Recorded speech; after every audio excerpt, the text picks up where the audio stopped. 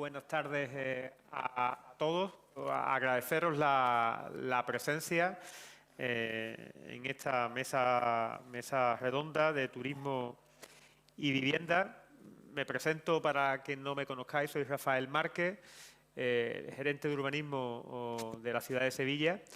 Y vamos a tratar en estos momentos, pues yo creo que un tema bastante interesante, bastante controvertido y sin lugar a dudas de una enorme actualidad, como es todo lo relacionado con el fenómeno de las viviendas turísticas.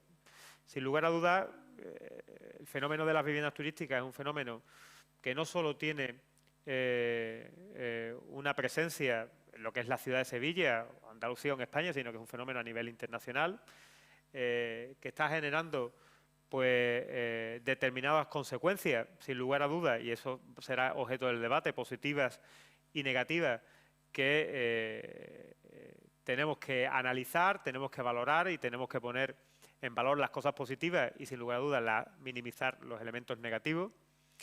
Yo creo que, al menos desde mi perspectiva, pues como todos estos fenómenos que vienen, y en este caso vienen para quedarse, pues siempre cogen a la normativa, a la regulación de los distintos países, de las distintas ciudades, de las distintas regiones, pues cogen un poco a contrapié y siempre se producen momentos en el que se produce no hay un acoplamiento entre la realidad y la normativa. Y por tanto, yo creo que es bueno este tipo de foros en los cuales seamos capaces de analizar en profundidad con personas que desde sus distintas perspectivas conocen el fenómeno, y creo que seremos capaces de poner junto con todos vosotros en común distintos planteamientos que puedan funcionar no solo para la ciudad de Sevilla, sino para también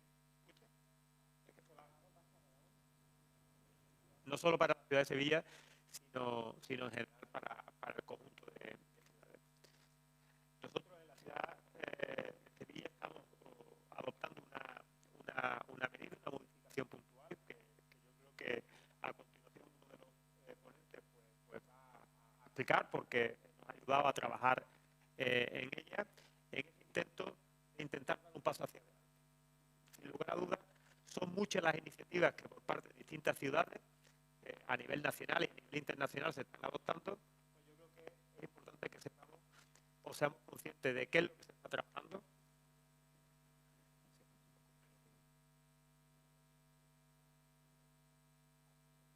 Yo creo que ahora son distintas ciudades las que se están tomando posiciones en torno a eso, cada una desde una perspectiva distinta, y yo creo que es importante el que seamos capaces de ver en su profundidad todo.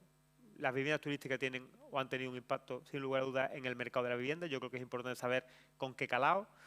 Está teniendo también una transformación en los conjuntos históricos, en el sentido, y eso es una cuestión que tenemos que valorar, si se está produciendo una despoblación o no, y también en la rehabilitación de patrimonio, que en otras circunstancias no se podía hacer porque no había. Está afectando al mercado turístico.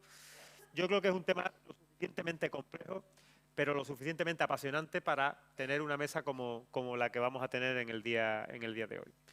Yo creo que ha sido un acierto el tener posiciones distintas. Me acompañan en este momento, por un lado, Javier Sola, que es catedrático de Derecho Administrativo de la Universidad de Sevilla. Ha trabajado de una manera importante y pormenorizada en todo lo que es la normativa.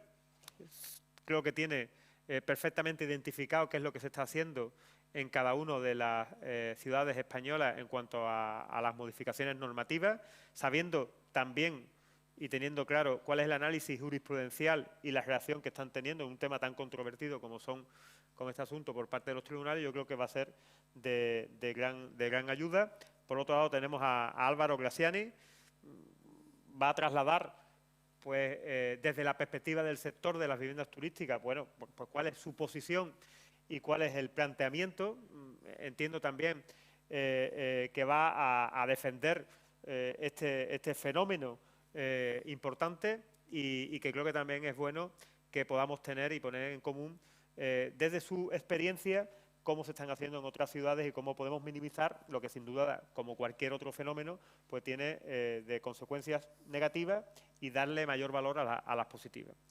Y en tercer lugar tenemos a Josep María Rigo, gerente del Patronato Municipal del Hábitat y de la Rehabilitación Integral de Barrios de Palma de Mallorca, que es una ciudad que sin lugar a dudas, al igual que le ocurre a Sevilla, con otras características, es enormemente turística, con una tradición turística de gran importancia y, por tanto, en el que el fenómeno de la vivienda turística pues, está perfectamente identificado y, por tanto, están adoptando medidas que creo que también es positivo que los pongamos encima de la mesa. Sin más, creo que vamos a comenzar con Javier, si te parece, Javier, y desde tu perspectiva, ¿cuál es tu experiencia, cuál es tu conocimiento de la normativa que se está poniendo en marcha en las distintas ciudades que nos permite también sacar conclusiones? Muy bien, muchas gracias, Rafael. Yo, ante todo, ¿se me oye? ¿Está funcionando? Bueno, antes que nada, muy brevemente, quería agradecer a Envisesa y especialmente a su director gerente, a Felipe Castro Bermúdez, la invitación. No sé si Felipe estará por aquí, pero en todo caso, pues, muchas gracias por invitarme. Bien, yo creo que, bueno, obviamente el que se haya organizado una ponencia, una mesa redonda sobre turismo y vivienda en el contexto de una jornada sobre vivienda social, pues está claro lo que debemos de hacer, ¿no? Los miembros de la ponencia, ¿no? Que es que yo entiendo que es un poco analizar la incidencia que tiene el sector turístico, la actividad turística sobre la vivienda residencial. Yo tengo la pantalla ahí, vale. Bueno, entonces yo voy a partir de una afirmación, ¿no? No quiero, voy a hacer una advertencia también, no quiero que parezca en mi intervención que se deduzca la misma que yo soy anti-vivienda turística. Le he pedido disculpas a Álvaro antes de empezar, porque no es esa mi idea, sino que yo, como espero que se trasluzca tras mi intervención, yo lo que soy partidario es de hacer una ordenación de las mismas, ¿no? Y en ciertos casos, pues limitar, pero de ninguna manera prohibirlas ni nada de esto, porque yo creo que es un modelo que es necesario, que es conveniente y que ha venido para quedarse y no tengo la menor duda, ¿eh? Entonces, bueno, parto de esta afirmación que voy a tratar luego de justificar, ¿no? Que evidentemente uno de los factores, no el único, hay más factores, ¿eh? Uno de los factores que viene afectando a la disponibilidad de vivienda residencial y también está presionando sobre los precios, pues está vinculado a la presión turística en general, pero más especialmente a la eclosión del, yo califico mal denominado, turismo colaborativo, ¿no? ¿Por qué digo mal denominado turismo colaborativo? Porque yo entiendo que el fenómeno de las viviendas turísticas, tal y como se ha desarrollado, muy rápidamente además, pues no tiene nada que ver con la economía colaborativa, ¿no? Ejemplos de economía colaborativa en el turismo pues serían plataformas como HomeLink, como Interbag, como HomeShame o HomeSwap, es decir, plataformas de intercambio sin una contraprestación económica de alojamientos, ¿no? De viviendas vacacionales y tal, ¿no? Todo lo más que se le puede asemejar sería dentro de las viviendas turísticas, pues como nació Airbnb, ¿no? Es decir, el alquiler de habitaciones, que así fue como nació Airbnb, ¿no? Alquilando pues unas camas y tal y tal. Recordemos, no obstante, que Airbnb sigue haciendo un poco propaganda de una determinada manera, pero la realidad es que Airbnb no responde a un modelo de economía colaborativa. Prueba de ello es que, como saben ustedes probablemente, ha salido a bolsa en plena pandemia y el primer día de salida a bolsa pues obtuvo un valor de capitalización de 90.000 millones de dólares. Ya lo ha superado, ya va por encima de los 100.000 millones de dólares, que son cifras que se nos escapan, pero vamos, para hacernos una idea, pues el presupuesto de la Comunidad Autónoma de Andalucía para este año no llega ni a la mitad, ¿verdad? Estamos hablando de cifras astronómicas, ¿no? Bueno, en fin, yo voy a mostrar antes que nada unos datos, ¿eh? Entonces, vamos a datos objetivos, datos tomados del Registro de Turismo de Andalucía, que no los registra todo, que no lo registra todo, es sabido, a 22 de octubre, es decir, el viernes pasado tomé estos datos, ¿no? Entonces, en la ciudad de Sevilla, fíjense, he puesto en una columna el número de establecimientos. Tenemos 211 establecimientos de apartamentos, 277 establecimientos hoteleros y casi 6.700 viviendas turísticas. Pero lo más importante es el número de plazas, la capacidad. Entonces, la capacidad es que en Sevilla ya se ha superado, hay más de la mitad de plazas turísticas en viviendas turísticas que en establecimientos hoteleros y establecimientos de apartamentos turísticos. En Málaga, voy a sacar 3 ciudades nada más. En Málaga la cosa va todavía más. En Málaga, ¿ha salido Málaga? No. En Málaga, es que no llego a ver la pantalla, por eso. En Málaga la capacidad, el número de plazas en viviendas turísticas es el 65% ya hoy en día, sobre el total número de plazas, más que hoteles y más que apartamentos. Más equilibrado lo veo yo en Granada. En Granada el número de plazas en viviendas turísticas supone más o menos un 37% con respecto al total de plazas de alojamiento, es decir, que hay más plazas en hoteles y establecimientos de apartamento y tal. Y un dato curioso, a mí me ha resultado curioso, yo estuve invitado a esta jornada el año pasado, me invitó también Felipe, que fue por esta fecha, y no fue por esta fecha, fue en otra fecha. Y yo ya había tomado, después la tuvimos que suspender por la pandemia, había tomado los datos en marzo había tomado los datos. Entonces he hecho una comparación, pero digo, ¿qué ha pasado en la pandemia, ¿no? Con todo esto en Sevilla, ¿no? Solo en la ciudad de Sevilla, ¿no? Y fíjense, durante la pandemia las viviendas turísticas han aumentado en 1.109 viviendas turísticas, o sea, 5.681 plazas más de viviendas turísticas a lo largo de la pandemia. También es cierto que han aumentado el número de establecimientos hoteleros y el número de plazas, una cifra muy importante, 1.200, y apartamentos turísticos 1.300. Aquí no se ha dejado de invertir en todo esto durante la pandemia, ¿no? Bueno, estos datos son datos del registro de turismo, que por cierto iba a poner, pero no he podido porque no tengo aquí el ordenador, una herramienta que les digo que ha sacado la Consejería, muy interesante. Todos estos datos están en la página web de la Consejería sin problema.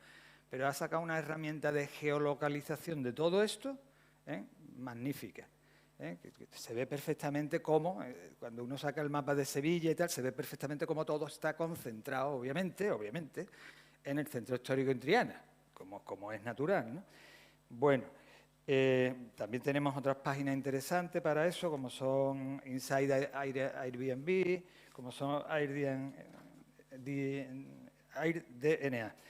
Bien, pero estos datos se ven reforzados por otros estudios. Quiero decir, hay estudios académicos, que no los voy a citar aquí para no aburrir a nadie, que muestran claramente que la incidencia, ahora ya hablo concretamente de las viviendas turísticas, ha habido una incidencia clara en los precios de los alquileres y sobre todo también en la disponibilidad de viviendas residenciales. Hay distintos estudios académicos. Pero hay estudios de la propia administración. Yo estuve colaborando, ¿no?, con la Gerencia de Urbanismo, con el Ayuntamiento, en la elaboración de esta norma que ahora después explicaré brevemente. Pues, bueno, el director del Plan Municipal de la Vivienda de Sevilla, pues que el arquitecto director, que es Felipe Castro Bermúdez, pues llegó a la conclusión también en un informe de que esto estaba tensionando, ¿no?, también los precios, la disponibilidad, tal. Y más importante de todo, la Junta de Andalucía, la Consejería, encargó un estudio que lo tienen ustedes para que también colgado en la página web de la Consejería, un estudio sobre el fenómeno de las viviendas turísticas en todas las ciudades importantes, capitales de provincias de Andalucía. Las cifras son muy llamativas. En Sevilla, en el centro de Sevilla, en ese estudio se demuestra claramente, un estudio que hace la Administración también, ¿verdad? En principio se debe de reconocer una objetividad, ¿no? Y demuestra que hay zonas muy tensionadas. En el barrio de Santa Cruz es tremendo, ¿no? Cifras como por ejemplo, la vivienda residencial en el barrio de Santa Cruz no llega al 30%, el 70% en determinados espacios. No digo todo el centro histórico de Sevilla, que es muy grande, ¿no? Entonces, bueno, son datos que hay que tener en cuenta o de los que yo quería partir, ¿no? Y bueno, ¿y esto qué produce? Pues produce estas cosas que tienen en la pantalla, ¿no? Estos efectos que tienen en la pantalla, ¿no? Las afecciones principales focalizadas en los centros, ¿eh? Esto está claro, se trata de ciudades turísticas, hay ciudades que no son turísticas, las ciudades turísticas, y en los centros, en nuestro caso, normalmente son centros históricos. En el caso de Sevilla, clarísimamente el centro histórico. Bueno, pues producen los efectos de sustracción de oferta, porque es que estamos hablando de 6.700 viviendas, y el estudio de la Junta de Andalucía dice que hay un 20% por ahí que no está declarado, ¿eh? No sé de dónde habrán sacado ese dato, pero ahí está. Hay una presión sobre el precio del alquiler, también creo que está demostrada. Hay un desplazamiento que se ha producido de la población residente en el barrio de Santa Cruz durante la pandemia. Todos lo sabemos, vamos, yo tengo personas conocidas y amigos que viven allí, decían que les daba miedo salir por la calle por la noche, decía que yo estaba absolutamente vacío, ¿eh?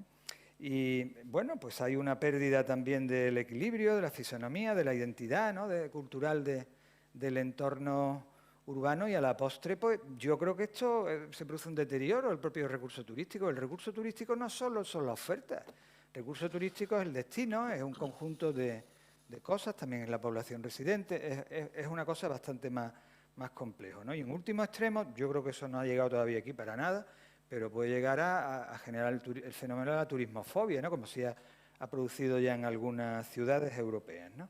Bueno, ante eso que tenemos, y ahora hablo de derecho puro y duro, ¿no? Ante eso, ¿qué tenemos? Pues tenemos que la regulación de las viviendas turísticas, que es muy reciente, en Andalucía desde el año 2016, pues es una regulación autonómica. Quien tiene las competencias en materia de turismo, como todos ustedes saben, son las autonomías, ¿no? Bueno, pero como regla general, yo no me las conozco todas en profundidad, ¿no? No las memorizo todas, pero como regla general son regulaciones laxas, en el sentido de que son regulaciones pues que son poco exigentes en comparación con las exigencias que se le imponen al resto de establecimientos de alojamiento turístico, ¿no? Que esto ha propiciado también, claro, esto ha facilitado también pues la eclosión de las viviendas turísticas. El decreto que regula esto en Andalucía, pues uno se lo lee y dice, bueno, está muy bien, pero ¿y dónde está lo que dice la exigencia de calidad? No, la exigencia, no es que no haya calidad en el fenómeno de viviendas turísticas, que la hay, ¿eh? Pero ¿dónde está la exigencia normativa de calidad que establece la ley, que es una norma superior, ¿no? Pero en todo caso, una cosa que tenemos que tener muy clara: jurídicamente, las viviendas turísticas, aquí se llaman en Andalucía viviendas de interés turístico, en otras regiones, supongo que en Baleares también, viviendas de uso turístico, es la expresión más generalizada. Las viviendas de uso turístico son un servicio de alojamiento turístico, jurídicamente es así, lo dicen las normas, no son otra cosa. No es una vivienda reconvertida, no es una vivienda con dos usos, son un servicio de alojamiento turístico. Bueno, ante esta situación ha habido una reacción municipal, no generalizada, pero en fin que se está extendiendo. En España, ciñéndome a España, y quizás no lo tenga todo, pues ha habido reacciones normativas en las ciudades que tienen ahí, ¿no? Yo creo que la pionera fue Barcelona, pero ha habido normativa. La normativa de Barcelona ha sido súper contestada, 100 recursos, un disparate.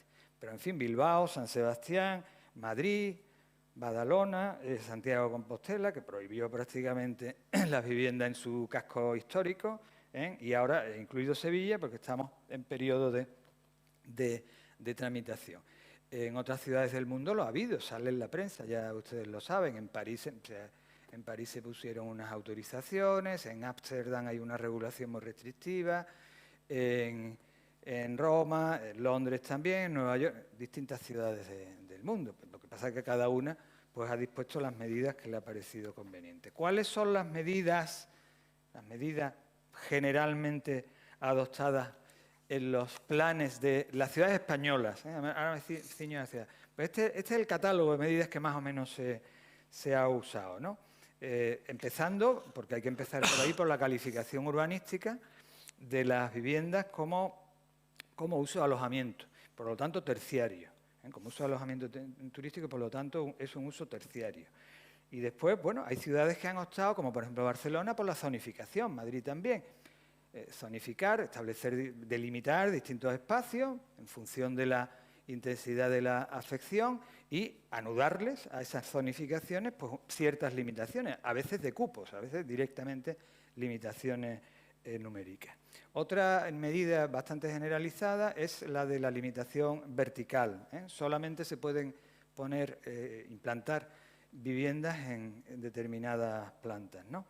Y también es común encontrar un tratamiento diferenciado para las viviendas que se alquilan completas que para las viviendas que se alquilan por habitaciones, ¿no? Bueno, estas normas han generado jurídicamente muchísima problemática, porque la Comisión Nacional de los Mercados y la Competencia ha ido directamente contra toda esta normativa y también contra los decretos autonómicos y tal, ¿no? Entonces, la Comisión Nacional de Mercados y Competencia ha adoptado, bueno, pues, legítimamente una actitud muy, en mi opinión, muy extremista en relación con estas normativas. Ha recurrido bastantes de ellas, unas veces en algunas cosas ha ganado, pero lo fundamental, que es de lo que estamos hablando aquí, que es la capacidad de los ayuntamientos para regular este tema, pues ha fracasado, como ahora les diré. Frente a ello, la Comisión Europea ha adoptado una actitud muchísimo más mesurada, es decir, entendiendo que la Unión Europea es la productora de la directiva de servicios, diciendo que más o menos que, bueno, que las viviendas turísticas que hay que dejar que se desarrollen, que es un fenómeno nuevo, que este fenómeno es imparable, que por supuesto tal, pero admitiendo que se puedan ordenar y limitar, incluso llega a decir en un informe importante que publicó la Comisión, en caso de que tensionen mucho los mercados de manera que detraigan mucha vivienda para residencial o presionen mucho los precios del alquiler al alza. Luego es una postura más equilibrada la que ha venido manteniendo la Comisión, ¿no? Muy bien. ¿Qué ha ocurrido realmente? Pues que jurisprudencialmente es como se ha ido un poco llevando las aguas a su cauce, ¿no? Ante toda esa conflictividad que les digo, porque ha habido mucho conflicto, mucho recurso ante todos estos planes de las ciudades que he mencionado, ha habido muchísimas sentencias de distintos tribunales, pero las más importantes, 2 sentencias del Tribunal de Justicia de la Unión Europea, la primera en 2018, que es la conocida como sentencia Appingedam, que entendió que un municipio tiene toda la capacidad, tiene la potestad suficiente para imponer limitaciones, autorizaciones, no un tema de vivienda turística, en un tema comercial. Es decir, un ayuntamiento puede disponer ciertas limitaciones para que el comercio tradicional minorista en el centro de la ciudad, protegerlo. Y por lo tanto puede decirle a una empresa, aquí no, allí sí, tal y cual. Y ahí se creó un poco, digamos que se empezó a aplicar el concepto muy importante de entorno urbano, de la protección del entorno urbano, que yo entiendo que es un concepto que va a ir a más, que va a tener un efecto expansivo.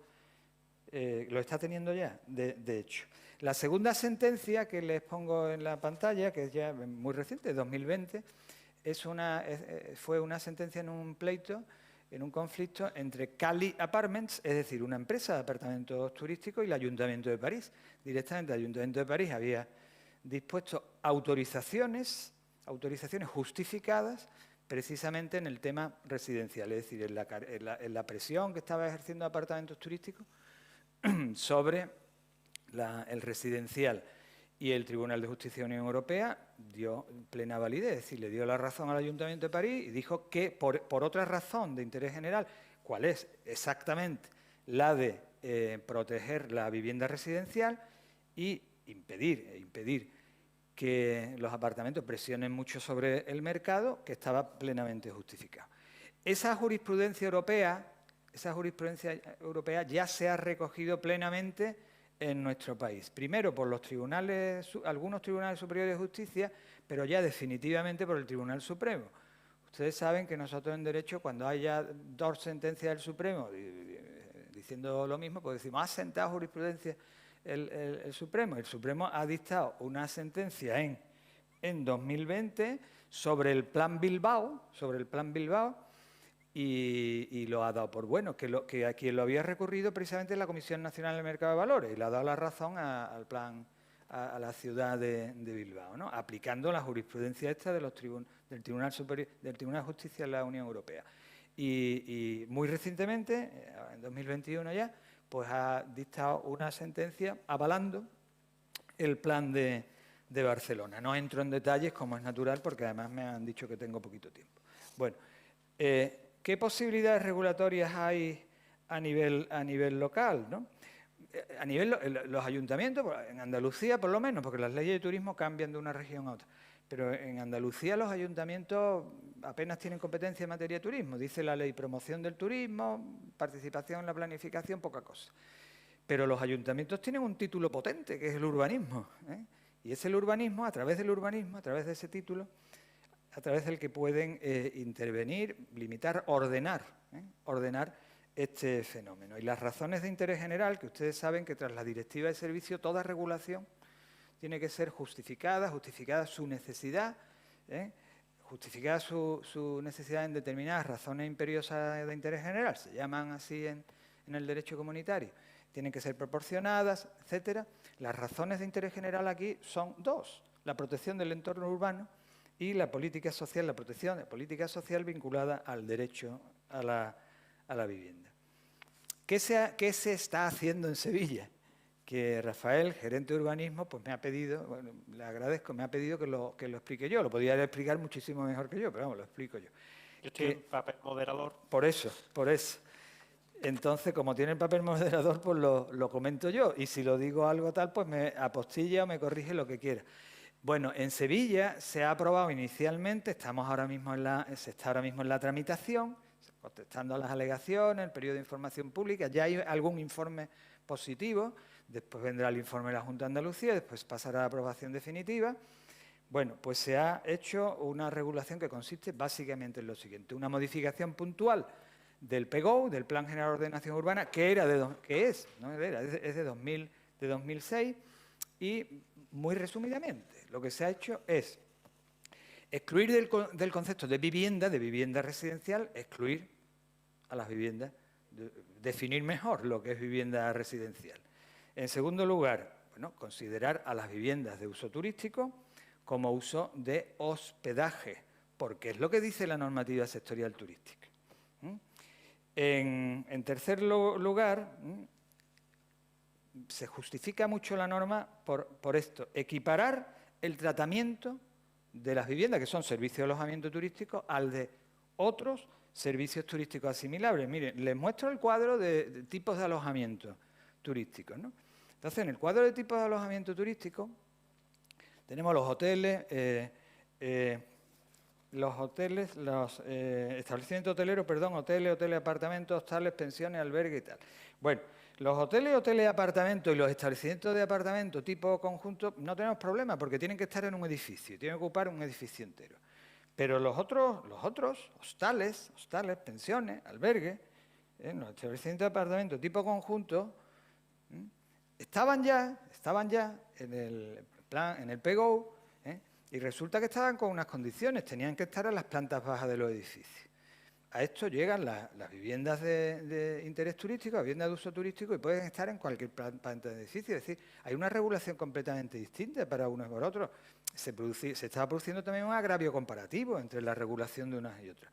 Por otra parte, el PGO era de 2006 y la regulación de todos estos establecimientos, prácticamente todos, era posterior. Los apartamentos turísticos se regularon por un decreto de 2010 y los establecimientos hoteleros se han regulado el año pasado. O sea que estaba toda la regulación, digamos, obsoleta, y las viviendas turísticas en 2016. Por lo tanto, había que hacer una adaptación, ponerlo al día y, sobre todo, equiparar. Todos son servicios de alojamiento, pues vamos a equiparar su tratamiento, ¿no? Bien, en esta regulación, volvemos a la regulación sevillana, pues, como digo, se equiparan, y por razones de interés general, justificadas en la memoria, la presión que están ejerciendo, protección del entorno urbano, política social de la vivienda, pues se establece una limitación tipo vertical. Aquí no se ha ido a una zonificación. Una limitación general, tipo vertical, muy semejante a lo que se hizo en la ciudad de Bilbao, que está avalado por el Supremo, en la cual, pues en la mayoría de las zonas de ordenanza, no en todas, en la mayoría se permite la implantación de viviendas de interés turístico en bajos y primeras plantas. En determinadas zonas se puede estar en segunda planta también. Y se ha establecido un régimen diferenciado para las viviendas turísticas de tipo alquiler por habitaciones, siempre que el propietario resida allí, porque entonces se entiende que sigue siendo una residencia, siempre que resida allí y tenga limitadas las habitaciones que arrenda. Me tengo que ir, ¿no? Voy a terminar rapidísimo, ya que me lo dice. Vale. Entonces, bien, esta ha sido la regulación en Sevilla. Voy a terminar en 3 minutos. ¿De acuerdo? Entonces, yo les muestro, no comento esta diapositiva, simplemente les comento que el Estado también tiene competencias que afectan a todo esto. Y hasta ahora, también hay que decirlo, gobiernos de un signo, gobiernos de otro, se ha lavado un poquito las manos, pero tiene competencias sobre estos temas, en temas que afectan a esto, como son los que les pongo en la pantalla. El tema de tributación está dando bandazos, se hizo, con todo mi respeto, una chapuza. Se estableció una declaración obligatoria para las plataformas y se anuló por los tribunales en nada. Ahora se ha vuelto a ella. Hay que aclarar, hay que dejar claro que el control de la Ley de Seguridad Ciudadana se haga efectivamente. Proteger la tranquilidad de los vecinos. Se ha hecho algo en la Ley de Propiedad Horizontal. A mí me parece no suficiente. Y yo no he leído todavía, le preguntaba a Rafael hace un momento, no he leído todavía el texto que se aprobó ayer. No es mal texto para meter algo de este tema, porque es una ley de protección del derecho a la vivienda. No sé si se habrá hecho, lo desconozco. Esta mañana creo que se ha hablado de este tema, pero yo no conozco el texto todavía, pero hubiera sido una oportunidad. Con respecto a la administración autonómica, en fin, se podrían hacer cosas también. Quizás he oído campanas de que están, parece, estudiando una modificación del decreto. A mí me parece que se debería modificar. Mayores exigencias de calidad, ¿no? La calificación expresa como establecimiento turístico, que eso tiene importancia, ¿no? Y después reforzar la inspección y plantearse de una vez, que está la posibilidad en la Ley de Turismo, la posibilidad de delegar también esta competencia a los grandes ayuntamientos, porque eso está en la Ley de Turismo. En definitiva, concluyo, que yo entiendo que en determinadas circunstancias, como son las que hemos dicho al principio, los ayuntamientos están plenamente habilitados y es conveniente que ordenen, no que prohíban para nada, que ordenen el fenómeno de las viviendas turísticas dentro de su término municipal. Y una óptica muy importante, le pongo ahí al final. Yo, desde el punto de vista del planificador, yo no lo soy, pero creo que hay un principio, una regla, una óptica que es muy importante también en todo esto, ¿no? El principio de rentabilidad económico y social de los usos del suelo, que yo no me lo he inventado, está en la Ley del Suelo estatal, ¿no? Ante distintas opciones, optar por los usos que mayor rentabilidad económica y social, es decir, en términos de creación de empleo, puede dar.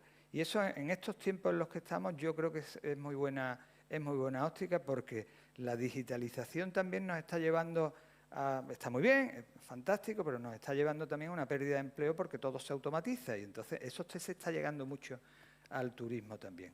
Muchas gracias por su atención. Muy bien. Muchas gracias, Javier, por, yo creo que la exposición que ha permitido de alguna manera enmarcar el marco normativo en el que nos estamos moviendo, no solo en Andalucía, sino a nivel nacional, y yo creo que merecía la pena tener esa referencia. Ahora le toca a Álvaro. ¿Cómo lo veis desde la asociación? Y un poco, yo creo que vosotros sois conscientes de la importancia de este fenómeno y también, bueno, pues de todo lo que se está hablando desde vuestra perspectiva, que es muy importante. ¿Cómo lo estáis viendo? ¿Cómo lo veis? ¿Y cuál es el planteamiento? Hola, buenas tardes. En primer lugar, bueno, gracias a Envisesa por la invitación a este evento. Es un placer para ABA estar aquí. Con respecto a las viviendas turísticas, un pequeño apunte, las viviendas turísticas estaban reguladas en el año 1982 por el Real Decreto 2877, pasa que se denominaban viviendas turísticas vacacionales. Es cierto que no era un fenómeno urbano, sino que se daba principalmente en las zonas de costa, esto pues en Málaga lo conocemos muy bien, y esta normativa estuvo en vigor hasta el año 2010. La ley de turismo anterior, la del año 99, incorporaba las viviendas turísticas vacacionales. Fue en el año 2013, con la modificación de la LAU, cuando se excluyeron estos contratos de ellas, pues de 2010 a 2013 estuvieron ahí. Es cierto que a raíz del nacimiento, como han indicado muy bien, de las plataformas que inicialmente se llamaban de economía colaborativa, y ahí coincido, no es economía colaborativa, en eso estamos de acuerdo, este auge de las viviendas turísticas se llevó a los cascos de las ciudades. ¿Pero a qué ciudades se han llevado? Pues a ciudades que tienen un patrimonio cultural e histórico importante. Es algo a destacar porque la vivienda turística ha tenido una contribución importantísima al turismo para desestacionalizar la demanda turística. Antes la demanda turística estaba muy focalizada en periodos estivales y gracias a este nuevo fenómeno que surge de una necesidad de la demanda, tenemos generación de riqueza durante todo el año. No podemos olvidar que en España el porcentaje del turismo del PIB es de orden de 12,5%, en la provincia de Sevilla de un 17%. Es decir, hay una cantidad de riqueza enorme que viene del turismo. Comentaba el ponente la capacidad de carga que tenían las viviendas turísticas con respecto a otros alojamientos y veíamos que en Málaga era un 70%, en Sevilla un 50%, es decir, las viviendas turísticas están posibilitando esa absorción de riqueza, que a lo mejor si no viniese aquí, pues se iría a otra ciudad o quizá peor a otro país. Entonces, están atrayendo mucha riqueza, mucho turismo que no solo va al propietario de la vivienda turística o a la plataforma en sí, que la plataforma se lleva una parte, pero el propietario de vivienda turística, a su vez, contrata unos servicios de limpieza, contrata unos servicios de lavandería, hace reformas en la vivienda. El usuario de una vivienda turística va al comercio de proximidad, utiliza taxi, viene al aeropuerto, va a ver museos. O sea, la generación de riqueza no se distribuye únicamente en un alojamiento turístico, como puede ser en otros más tradicionales con pensión completa, sino que es mucho más amplia, es mucho más horizontal, por así decirlo. Otro aspecto fundamental que tiene la vivienda turística y que consideramos que es muy beneficioso, creo que se ha apuntado, es la rehabilitación de muchas viviendas que por las condiciones en las que estaban o por el uso que tenían no se estaban rehabilitando y gracias a este nuevo incentivo, estas viviendas también se les está dando una utilidad. Viviendas que estaban vacías, gracias a esto están en uso. Se ha comentado muchas veces que se compara el total de viviendas turísticas y se intenta ver, a mi juicio, de manera artificiosa, que eso supone una merma de la oferta de viviendas en alquiler. Y a mi juicio no es cierto, porque la oferta de viviendas en alquiler no es el total de los inmuebles disponibles en una ciudad. Los inmuebles son locales comerciales, los inmuebles son hoteles, los inmuebles son apartamentos, los inmuebles son oficinas y son viviendas. Y de las viviendas, una parte están en régimen de propiedad, otra parte están en régimen de arrendamiento de vivienda habitual o de uso distinto de vivienda, alquileres para estudiantes, alquileres para empresas que vienen a trabajar, alquileres para teletrabajadores, y otra parte es la vivienda que está en disposición de arrendamiento de larga temporada.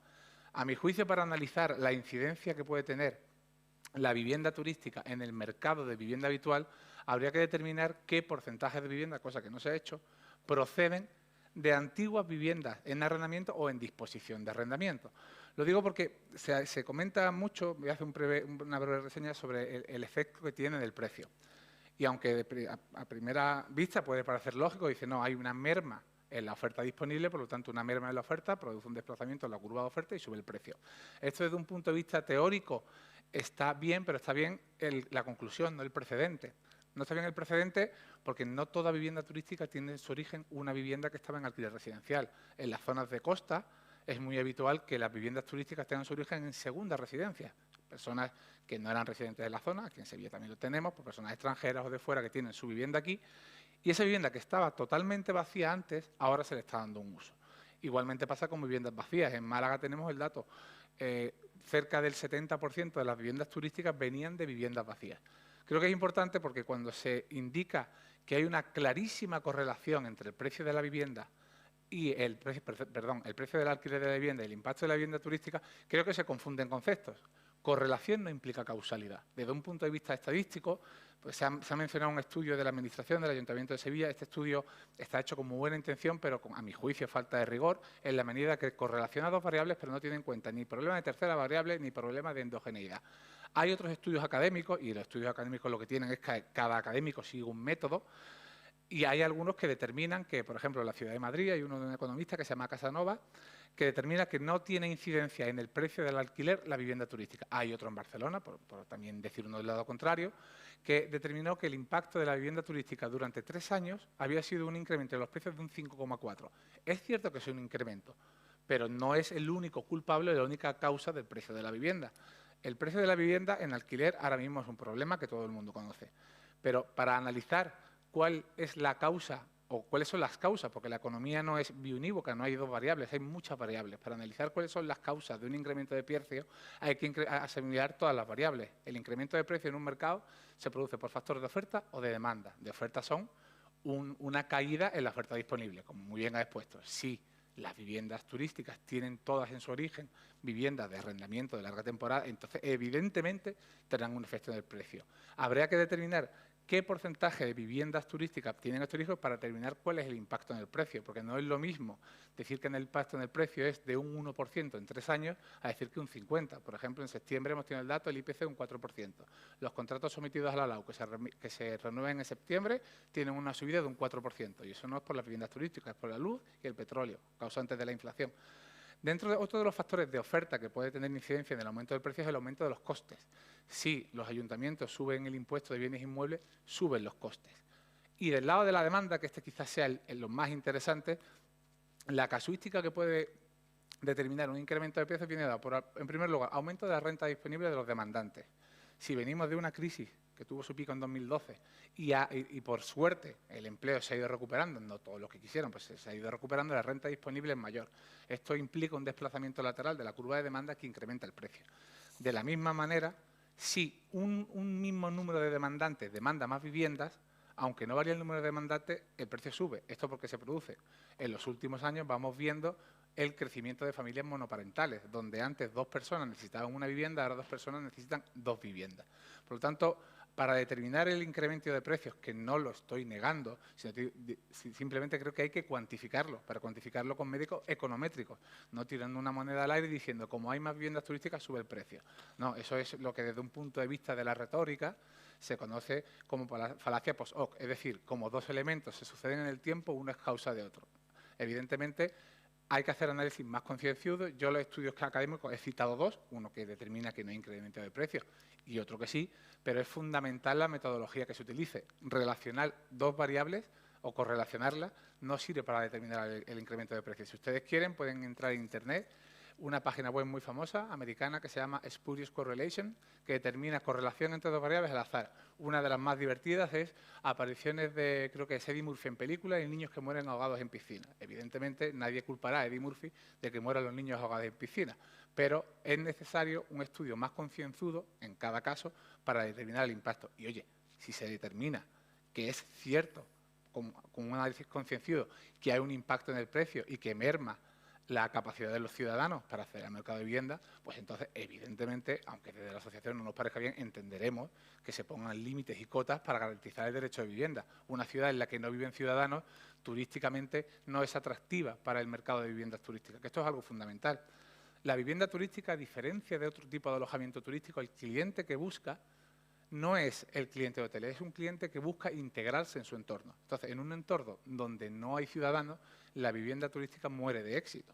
Por lo tanto, regulaciones que se hagan con criterio, es decir, respetando el análisis económico que hemos avanzado y que pretendan no prohibir la vivienda turística, sino establecer un marco para un desarrollo sostenible, pues pueden ser bienvenidas porque a fin de cuentas benefician a todos. Beneficia a la ciudad, beneficia a las viviendas turísticas y beneficia sobre todo a la calidad del turismo.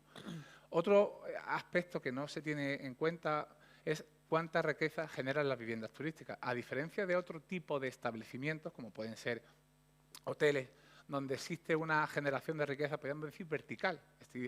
Se establece un empresario hotelero, empresa hotelera, con capital, pues ya sea nacional, extranjero, donde hace la inversión y obtiene todos los recursos. Evidentemente, esto es correcto, se hace la inversión, obtiene los recursos. Y esos recursos van cayendo verticalmente. Pues ¿hacia dónde? Pues a directores generales, recepcionistas, empleados, hasta todo el personal.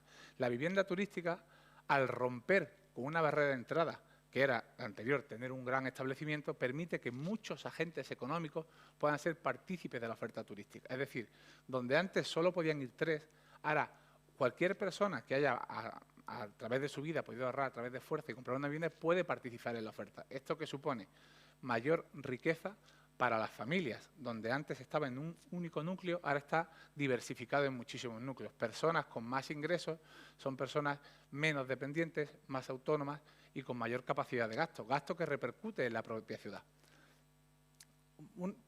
Sobre la vivienda turística, algo que tampoco se suele comentar es el mejor aprovechamiento que se produce de los recursos. Como he dicho antes, la vivienda turística, si viene mejor dicho, en los casos que viene de una vivienda vacía o en los casos que viene de una vivienda que solo se utilizaba 2 meses en verano, esa vivienda se está utilizando más y no es necesario construir nuevas plantas de otro tipo de establecimiento porque ya la vivienda turística está satisfaciendo esa necesidad de la vivienda. Y por último, desde un punto de vista económico, la vivienda turística ha supuesto un gran beneficio para consumidores. Antiguamente, una familia de tipo medio, si quería ir de turismo a cualquier ciudad, pues evidentemente igual no podría permitirse ir a un hotel de 5 estrellas y tenía que ir a otro tipo de alojamiento que puede que no tuviesen los estándares de calidad que pidiesen. Gracias a la vivienda turística, estas personas de clase media pueden disfrutar de alojamientos de máxima calidad a precio no de hotel de 5 estrellas, sino menos. Porque cuando se critica un poco que la Administración no pone los requisitos necesarios para la calidad de la vivienda turística, a mi juicio se obvia que la vivienda turística, en parte debido a las plataformas, son un mercado muy transparente. Es decir, un consumidor sabe antes de ir cuáles son las características de una vivienda turística, o mejor dicho, puede saberlo.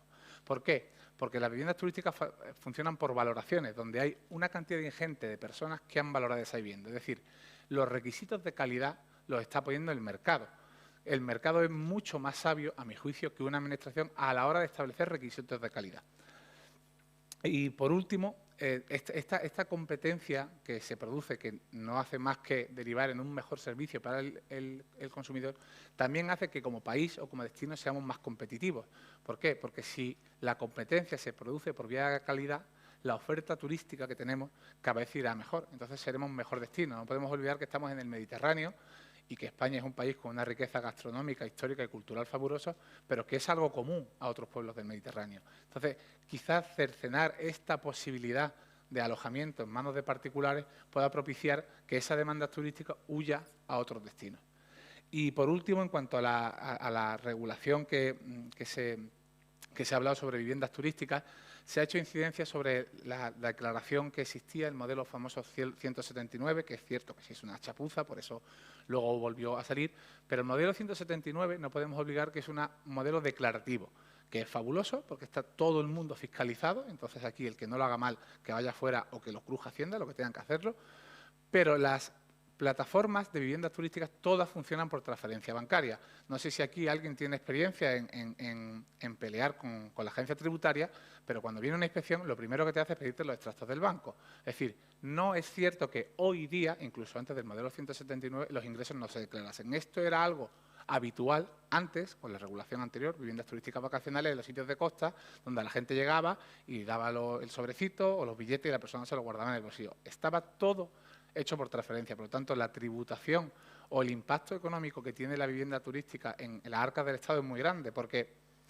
una vivienda turística, si uno analiza la legislación tributaria concienzudamente, produce un mayor beneficio para el Estado que otro tipo de alojamiento. Por ejemplo, si lo comparamos con establecimientos hoteleros, la mayoría de las viviendas turísticas están gestionadas por personas físicas. Eso quiere decir que tributan como rendimientos de capital inmobiliario. ¿A cuánto tributan? Al marginal de la renta, que se va hasta un 45%. Los establecimientos hoteleros, la mayoría son sociedades, tributan un tipo máximo del 25%. Y creo que no sorprendería a nadie que dijese que las sociedades pagan menos impuestos que las personas físicas, si no, ya me explicarían por qué tantos futbolistas creando sociedades.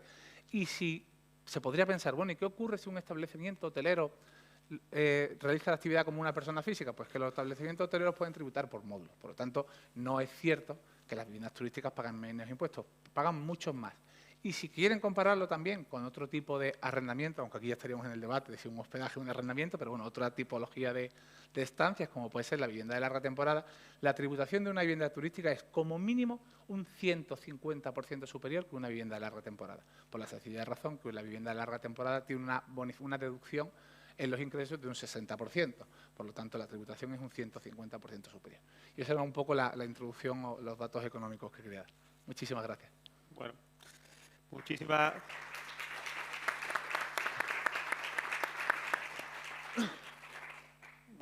gracias a Álvaro por la explicación. Yo creo que ha dejado varios elementos que después para el debate, a los efectos de preguntas cruzadas, yo creo que puede ser bastante interesante y enriquecedor. Bueno, María, tu turno. ¿Cómo se ve desde el territorio? ¿Cómo se ve desde una ciudad como Palma, turística por excelencia? Bueno, ¿se me oye? Hola. Bueno, yo creo que tenemos muchos elementos en común porque, bueno, Palma es una ciudad turística, tenemos larga trayectoria en el turismo y hemos empezado a regular las estancias turísticas en vivienda, como le llamamos allí en Baleares, desde un punto de vista en positivo también, y cuando este fenómeno en Palma estaba afectando a la función social de la vivienda, estaba alterando la vivienda. Ahora, si me pasas el mando, os enseño 4 cosas. Gracias. Bueno, nos situamos geográficamente. Esto es la isla de Mallorca y la ciudad de Palma, de donde vengo y hago la exposición. Y aquí en rojo pues veis las principales zonas turísticas que tradicionalmente eran el foco de atracción turístico, de apartamentos turísticos, de alojamiento, y era la realidad que vivimos desde los años 60, ¿no? Bueno, Mallorca es un destino turístico mundial con más de 45 millones de pernoctaciones. Esto nos sitúa a nivel mundial en la cabeza de pernoctaciones. Palma tiene 50.000 plazas hoteleras y 9 millones de pernoctaciones a nivel turístico. Y la historia de Palma en los últimos 60 años es, bueno, se construye o se desconstruye a partir de 4 booms turísticos, ¿no?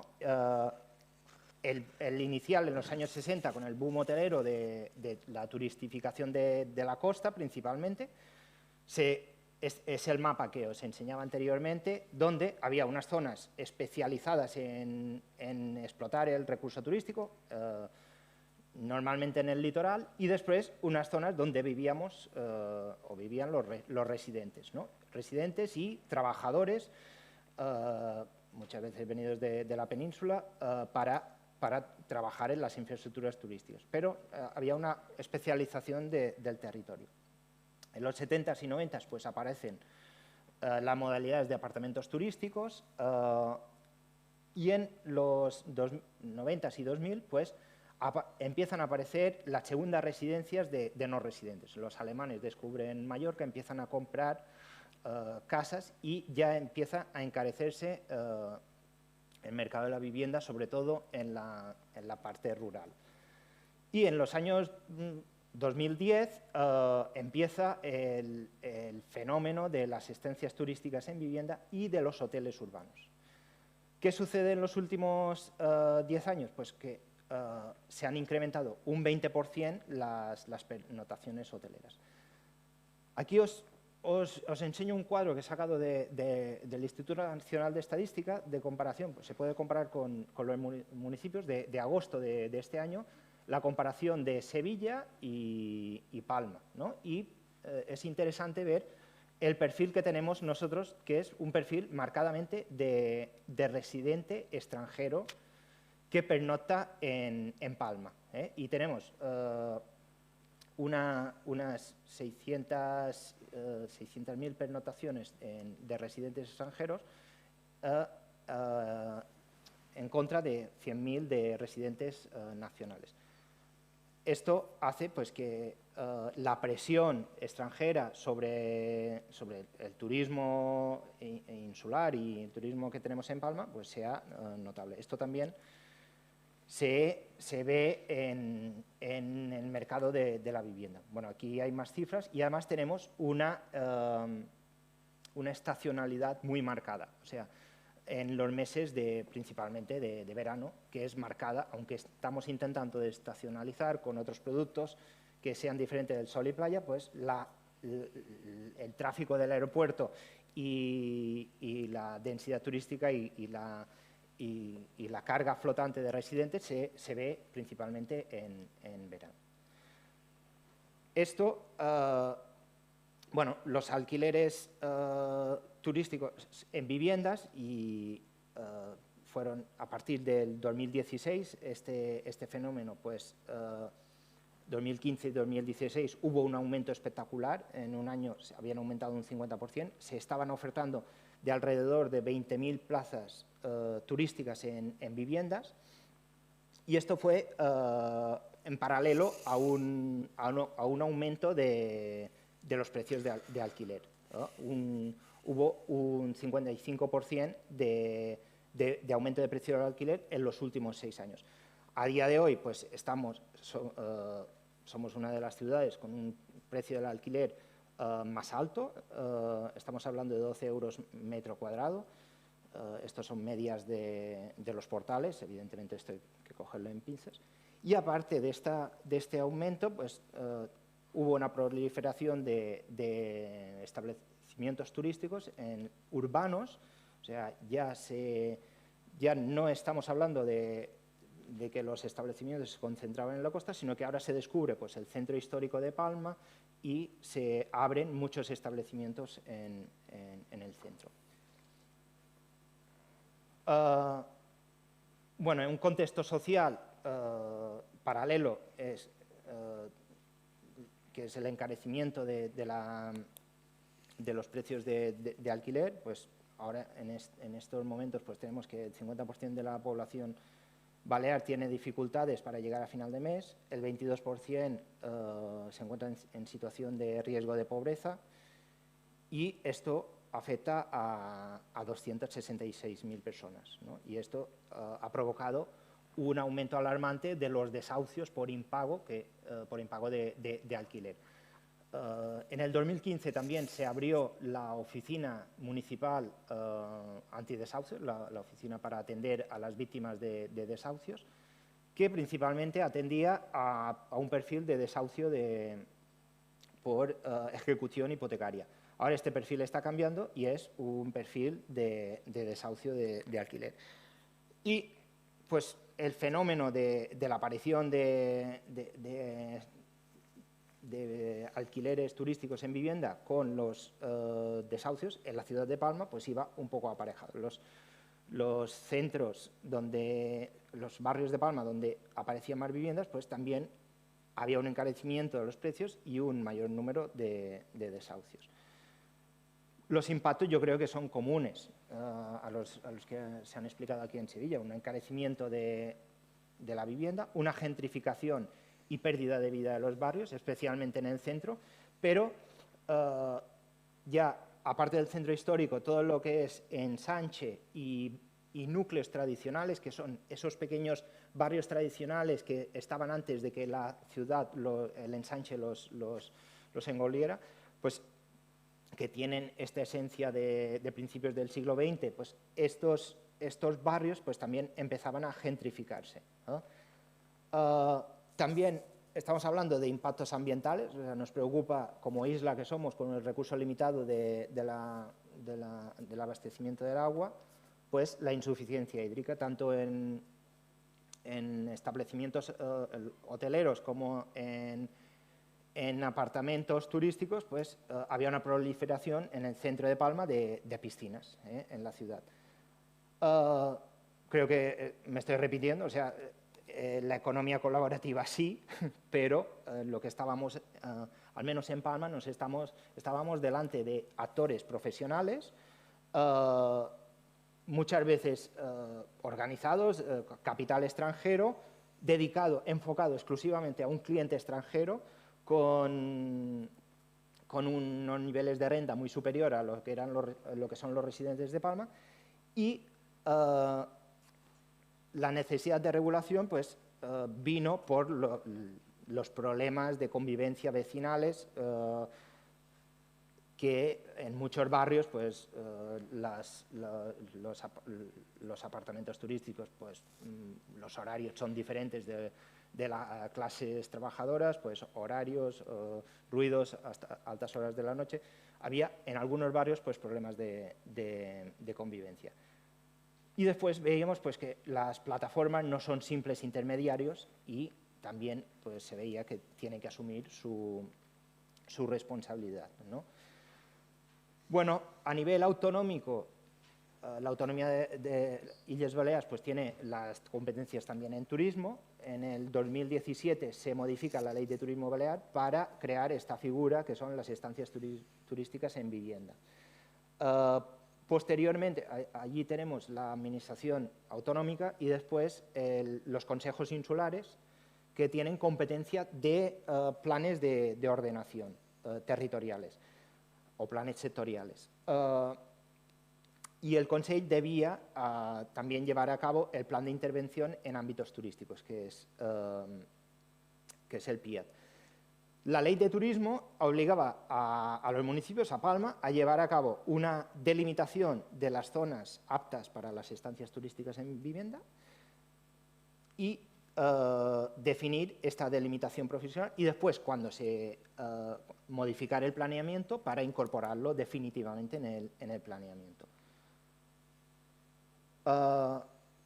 Bueno, desde Palma pues se hicieron en el 2017 dos medidas. Una, el 2017, que fue una suspensión de licencias de establecimientos turísticos.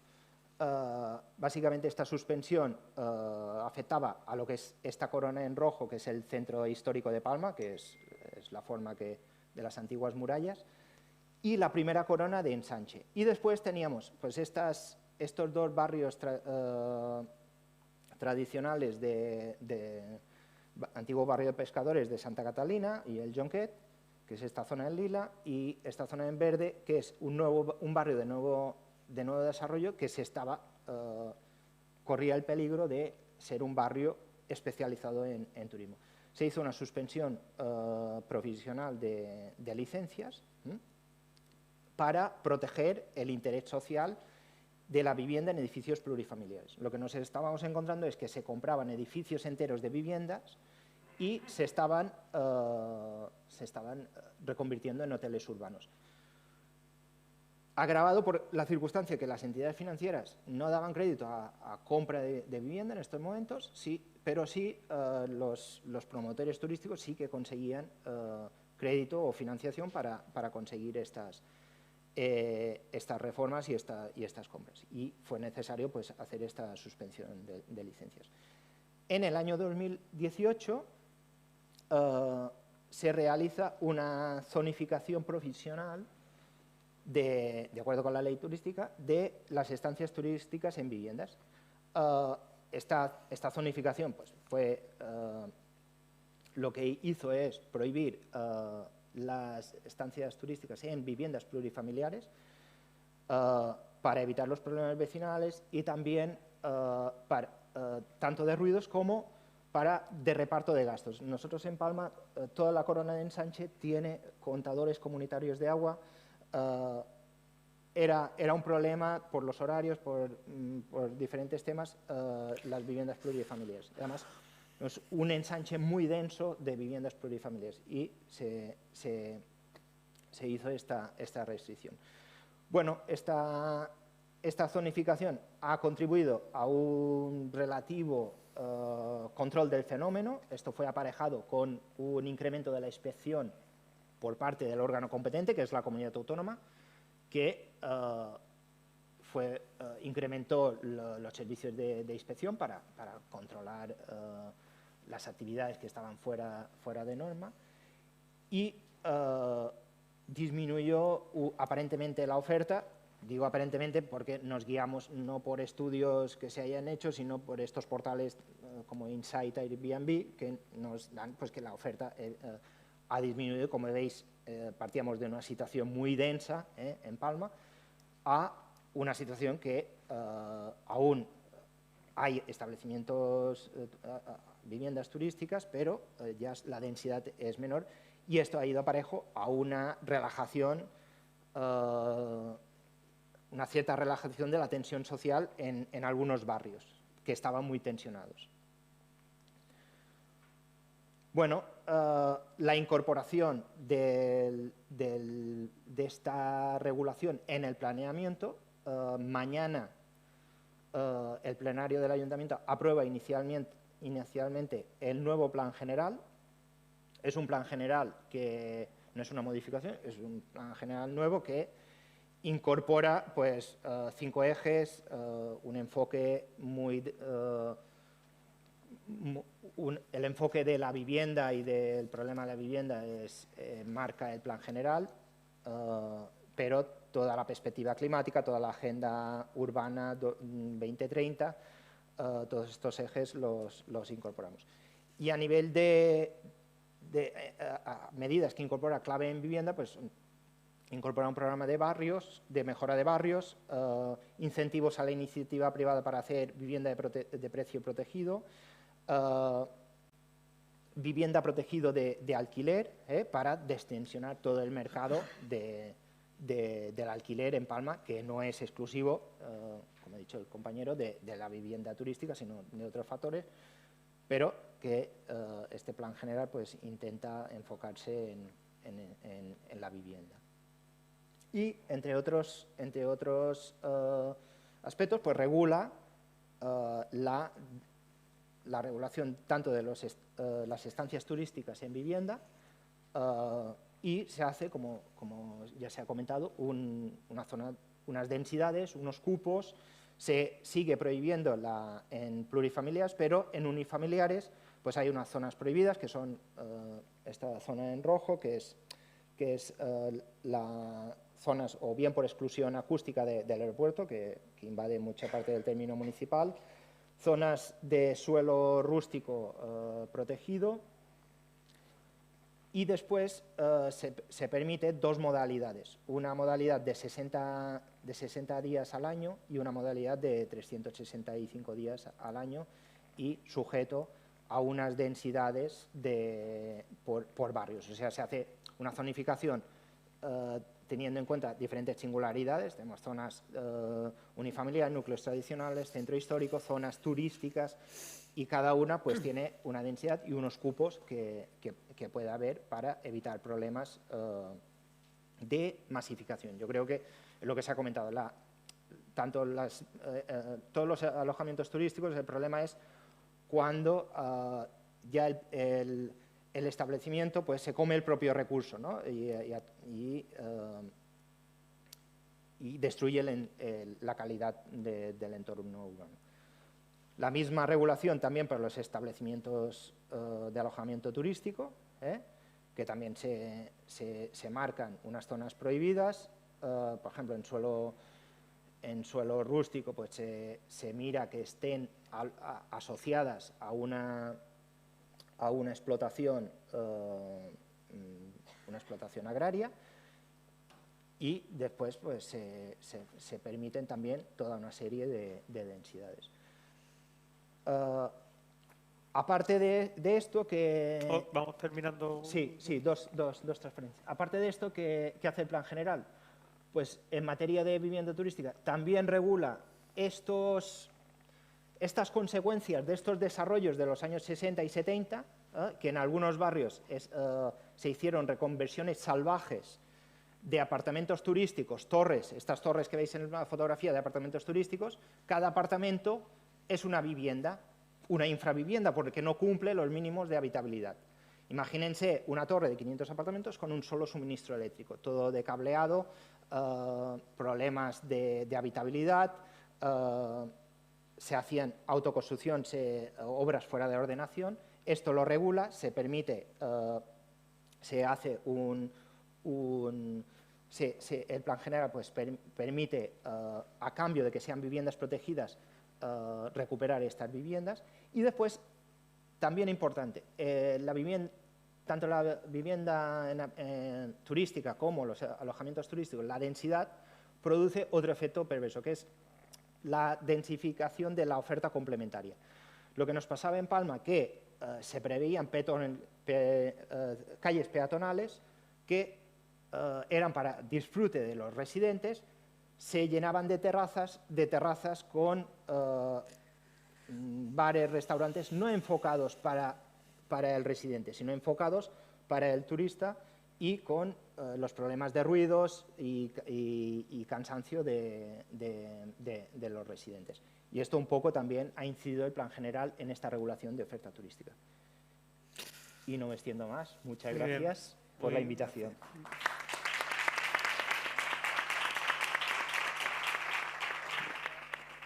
Muchas gracias, Josep María. Bueno, han salido varias cuestiones aquí que yo creo que es interesante de trasladar, al menos de forma cruzada, antes de dar la oportunidad de hacer algún tipo de intervención a los que nos acompañan.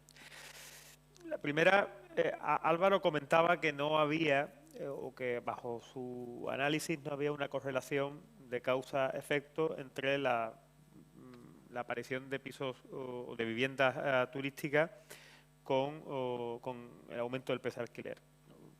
Única.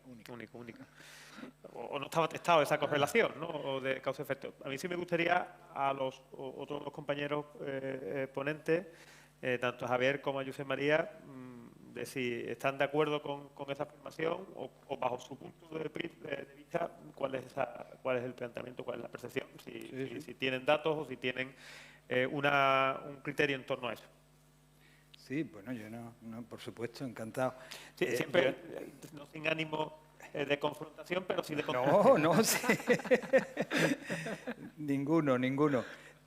Vamos a ver, yo es que además empecé mi intervención diciendo lo que dije, o sea, que yo no iba en absoluto contra la vivienda turística, las uso, viajo mucho, voy unas veces a una cosa, otras nada. Sí, dije desde el minuto 1 que lo que yo entiendo es que en determinadas circunstancias tienen que tener una ordenación, o sea, que este es un fenómeno que tiene que tener un equilibrio, hay que poner un equilibrio, eso es lo que digo y lo que mantengo. No tiene ningún sentido que yo entrara con Álvaro en una confrontación de cruzarnos pues estudios académicos, porque bueno, yo soy académico, entonces vamos a poner pues uno, otro, pues este dice, es verdad, no hay una unanimidad nunca en la academia, en las cosas que se dicen, ¿no? Cada uno pues tiene sus opiniones. A mí sí me parecen serios los estudios, que en eso sí discrepo, ¿no? Los estudios que ha hecho tanto el Ayuntamiento de Sevilla como la Junta de Andalucía. Bueno, eso es una discrepancia y nada más, nos respetamos mutuamente como es natural. A mí sí me parecen serios esos estudios. Pero a mí me da la sensación de que hay datos claros, muy objetivos, como por ejemplo los que he mostrado en pantalla. O sea, 6.700 viviendas turísticas registradas, que parece ser que hay más. En el casco histórico de Sevilla y Triana, yo creo que eso tiene que tener alguna incidencia. O sea, yo no soy economista, pero tengo sentido común. Y a mí me da la sensación de que eso tiene que haber tenido alguna incidencia tanto en la disponibilidad como en los precios. Completamente de acuerdo con él en que, porque además esto lo hemos hablado, cuando yo he colaborado con el Ayuntamiento de hacer esto, lo hablábamos bastante. La vivienda turística ha tenido una virtualidad que es efectivamente el tema de las viviendas vacías. Ninguna duda, estoy completamente de acuerdo. Ha servido, ¿verdad?, para incorporar mucha vivienda vacía al mercado. Pero también es verdad que yo conozco algún estudio económico en el que se nos dice que no ha absorbido, que no todo proviene de ahí. No toda la vivienda turística proviene de la absorción de la vivienda vacía, porque han hecho sus números y les ha dado ese resultado. Por lo tanto, hombre, creo que sí hay una incidencia. Yo, en mi opinión, yo creo que hay una cierta incidencia. Factores, muchos más. Los otros alojamientos también tienen su incidencia en el fenómeno en este fenómeno que estamos hablando. Los otros alojamientos y otros muchos factores que no hemos venido aquí para ello. Pero yo creo que hay una incidencia, una correlación, la que sea, yo no la cuantificaría. No me atrevería a cuantificarla. Porque es que será distinta en Málaga, en Sevilla, en Granada o en Palma, seguro que es completamente distinta. Pero esa incidencia, para mí, existe. José María. Sí, yo creo que sí, es difícil porque cada calle tiene unos precios, el principio de la calle tiene unos precios, al final de la calle, según situación. Pero hay barrios de Palma, el centro histórico de Palma, que nosotros del patronato pues tenemos experiencia en la rehabilitación. Yo creo que fuera de la vivienda social que promovimos del patronato, creo que la vivienda, allí el precio está absolutamente disparatado.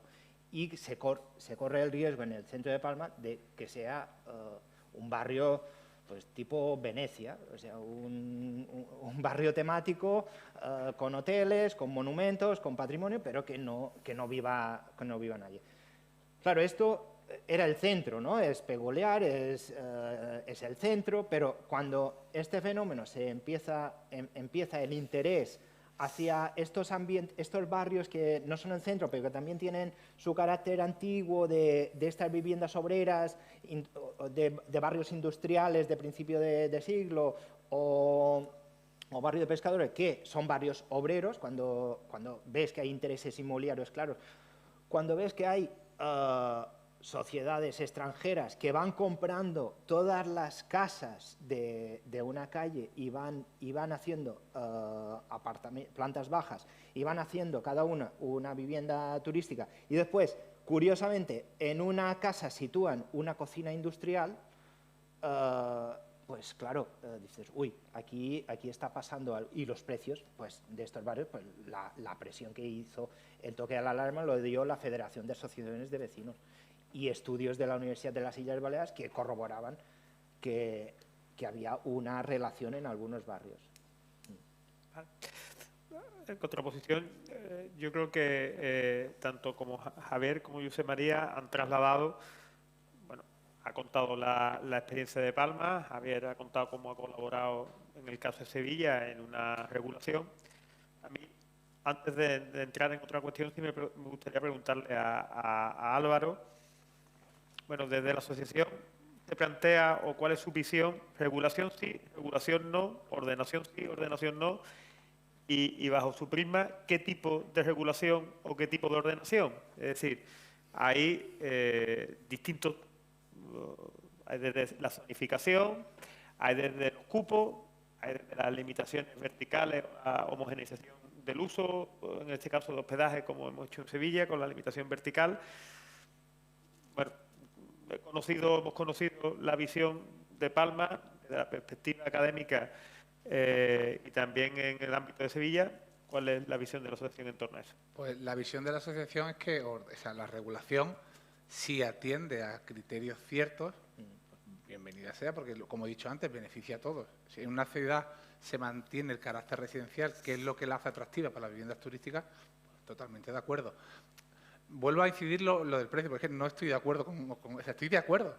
Hay que cuantificarlo. Hay que decir, ¿ha influido? Vale, sí, pues claro que ha influido. Ahora, no es lo mismo que influye un 0,5% en 3 años que un 30% en un año.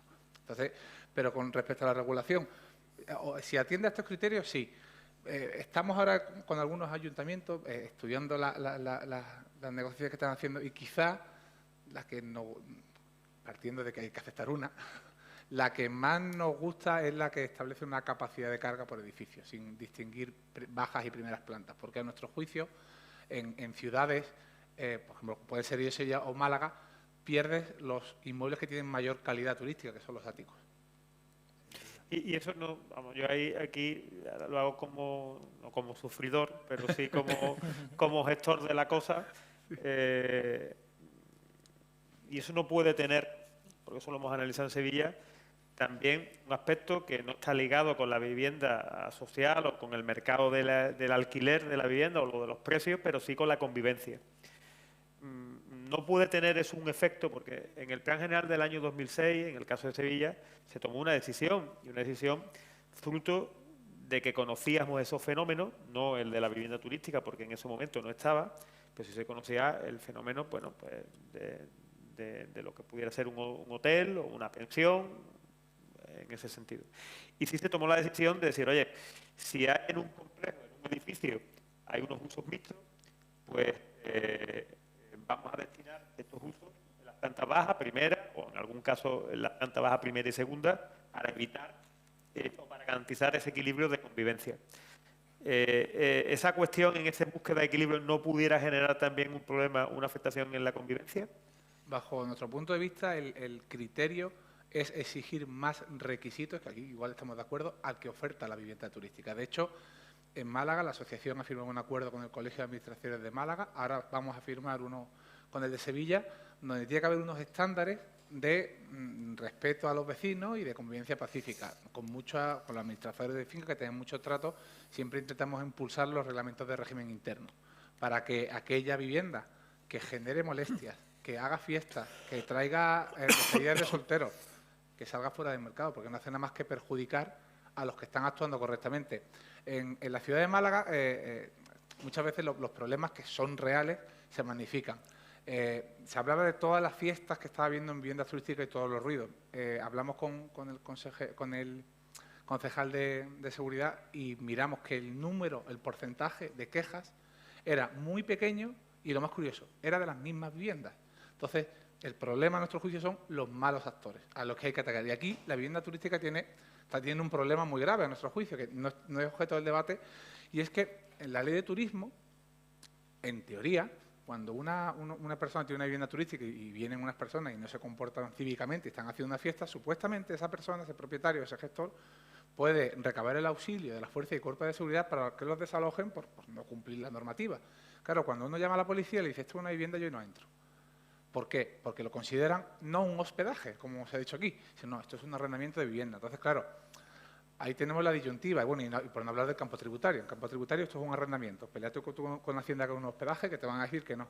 Que un pacto de sangre firmado demostrando que los inquilinos han recibido otros servicios. Entonces, claro, dependiendo de en qué ámbito jurídico nos movamos, somos hospedaje o somos arrendamiento. Y eso supone una inseguridad jurídica muy grande, porque si somos hospedaje para todo.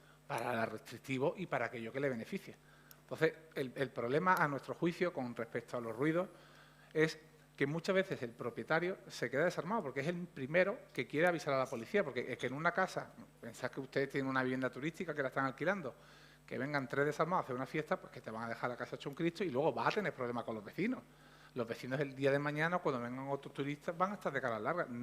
Una persona responsable, que son la mayoría, que alguna habrá que no quiere eso, y es el primero que quiere echarlos a patadas. E incluso se ponen detectores de ruido, que se hagan informe con el número de decibelios, control de entrada con la cerradura, pero si cuando luego se pide auxilio a la fuerza y cuerpo de seguridad, te dicen es una vivienda, no puede entrar, pues muchas veces el propietario está atado de pies y manos, porque sí, se pueden establecer métodos, como se establecen.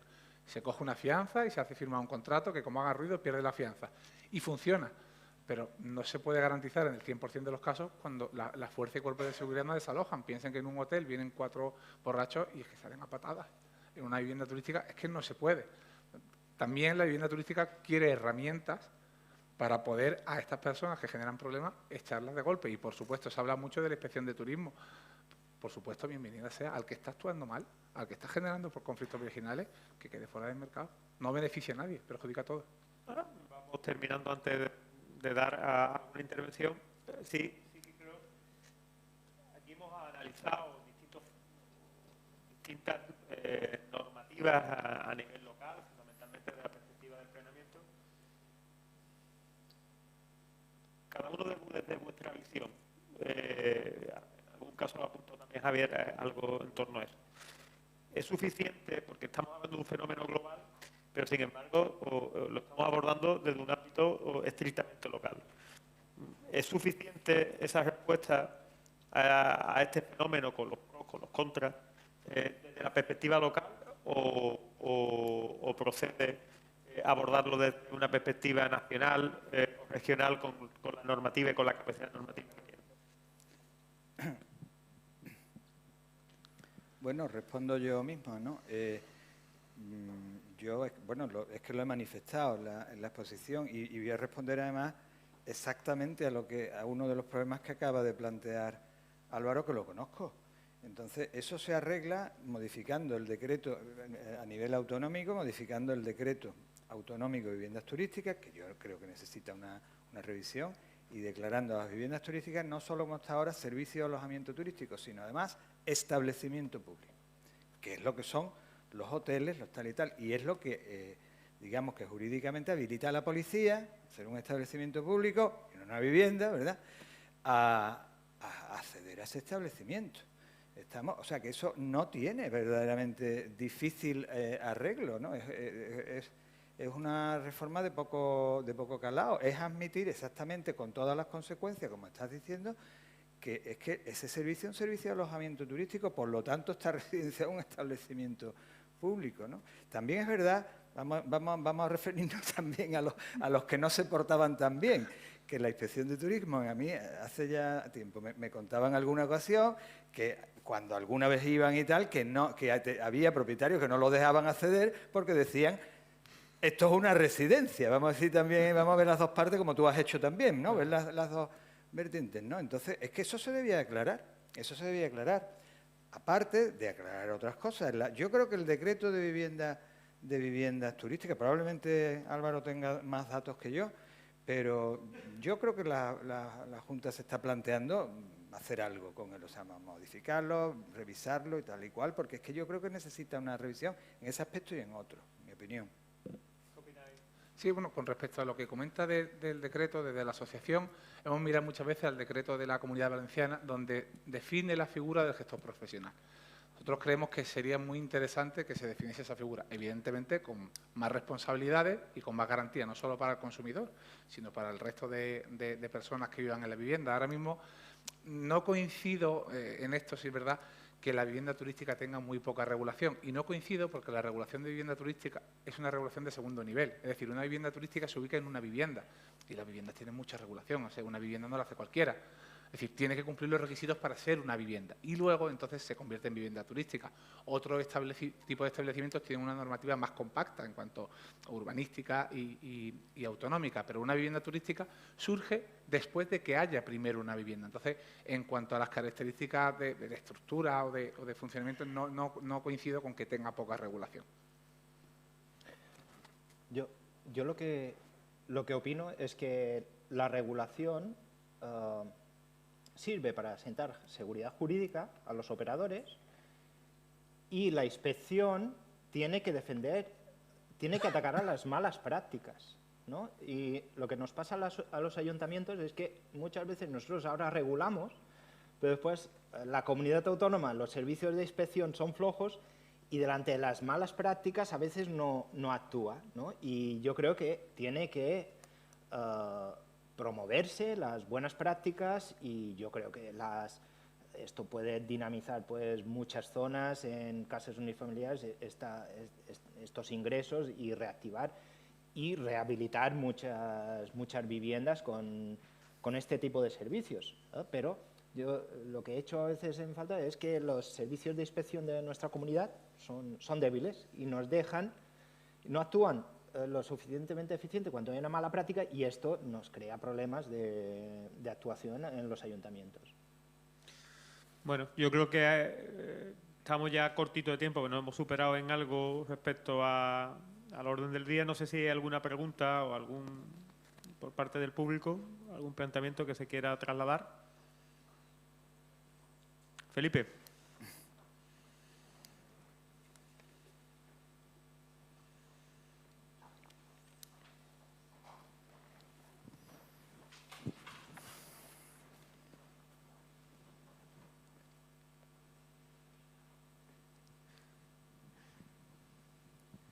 Hola, muchas gracias. Soy Felipe, ya somos compañeros, Rafael y yo. Y bueno, pues muchas gracias, ha sido súper interesante, ¿no?, lo que habéis puesto. Quería comentar con las referencias al Plan Municipal de Vivienda, ¿no?, y al estudio de viviendas turísticas que se ha hecho desde el Ayuntamiento de Sevilla, porque bueno, la relación que tiene que ver con la vivienda finalidad turística, sobre todo en el estudio específico que se ha realizado, lo que se ha visto ha sido una correlación entre la disminución, como se ha planteado aquí en esta misma mesa, entre las viviendas vacías que había en la ciudad de Sevilla, entre las viviendas que estaban disponibles para la rotación y para un funcionamiento normal del mercado de alquiler y de la propiedad, y el incremento exponencial de las viviendas finalidad turística.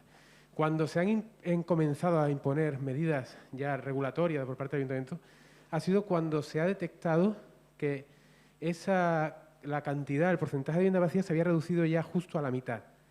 Y ya se estaba produciendo esas tensiones en determinadas áreas concretas, que es a la que decía Javier, que estaban introduciendo una dificultad adicional tanto en cuanto a los precios como con respecto a la calidad del espacio urbano, porque habían dejado de ser zonas residenciales. Y eso sí lo podemos ver perfectamente porque tenemos datos poblacionales de cada uno de las manzanas catastrales que existen en esas áreas, ¿no? Entonces, es una medida preventiva, entre comillas, porque ya se han producido todo el efecto positivo que podían haber introducido la vivienda final turística en Sevilla, ya se había producido. Todo el parque residencial que estaba obsoleto, que estaba deteriorado, ya se había regenerado. Y ahora lo que se estaba produciendo era un sistema que introducía una patología urbana que introducía distorsiones dentro del área urbana de Sevilla. Y entonces es absolutamente necesario, así se ha visto por el Ayuntamiento, introducir una medida de ordenación que permita pues, ordenar, como hemos dicho, ¿no?, un fenómeno que, si se desboca, pues produce ya una situación que nos lleva pues, a que incluso sea pegarse un tiro en el pie, ¿no?, como tú mismo has mencionado, porque destruye el área y destruye el interés del espacio en el que se está implantando esas viviendas, ¿no? Era solamente lo que quería comentar. Gracias. Ok. Muchas gracias. No sé si es una reflexión. No sé si hay alguna otra pregunta, otra reflexión que se quiera poner encima de la mesa después de este debate.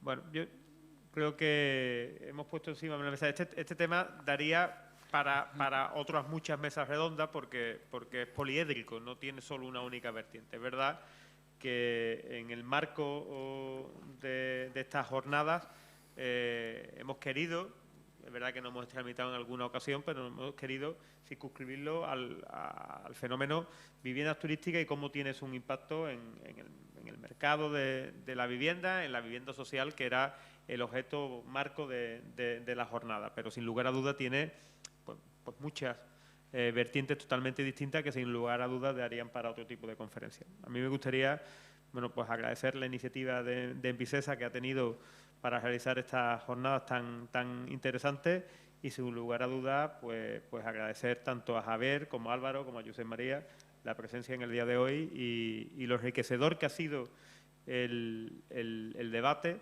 en la mesa redonda y cómo hemos sido capaces de, dentro siempre del respeto, como no puede ser de otra manera, de poner encima de la mesa las distintas visiones y perspectivas sobre este asunto. Así que muchas gracias y seguimos y continuamos con la jornada. Bueno.